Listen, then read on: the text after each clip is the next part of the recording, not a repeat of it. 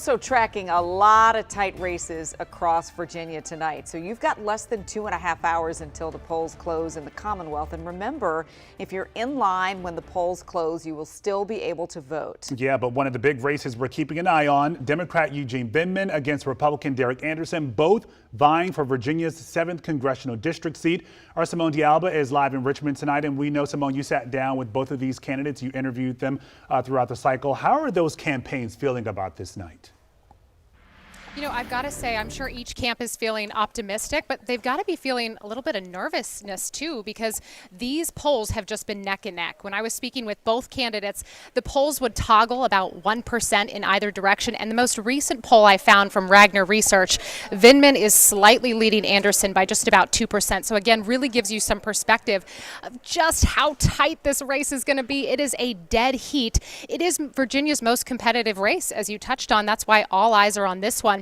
Anderson and Vindman have been vying for Abigail Spanberger's seat. She is vacating it to run for governor. And look, Abigail Spanberger is very, very popular in this district, which, you know, stretches from D.C. suburbs, Prince William County to Central Virginia to some of the more rural counties. So there's just a lot of voters encompassed in this space. They're two Army veterans. Neither one of them have served in public office before. And look, you also might recognize this race because it has been so contentious. The political attack ads have just been vitriolic, to put it mildly. In fact, when I was speaking with both candidates, two of the topics we touched on, we had Anderson being confronted for questions about a, quote, fake family, and then also Vindman being confronted about allegations that he embellished his military record. So take a listen to some of this sound.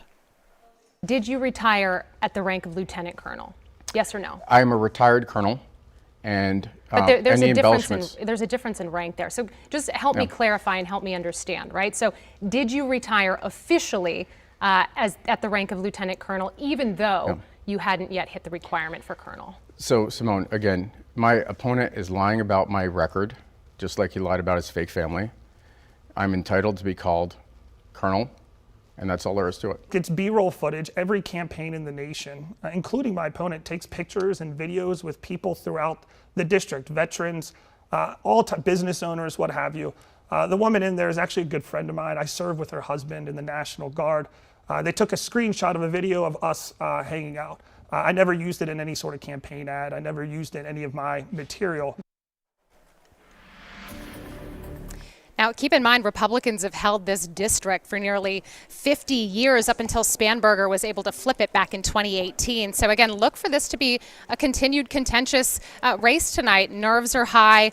Polling is really tight, you guys. And so we can only imagine both Vindman's camp and Anderson's camp are anxiously watching those polling numbers as they come in. We're going to send it back to you. Yeah, we know Abigail Spanberger really calls this a bellwether seat. She only won it by 4 points back in 2022. So that explains the nervousness we're seeing right now on the ground there. Simone, thank you. We'll be checking with you throughout the night.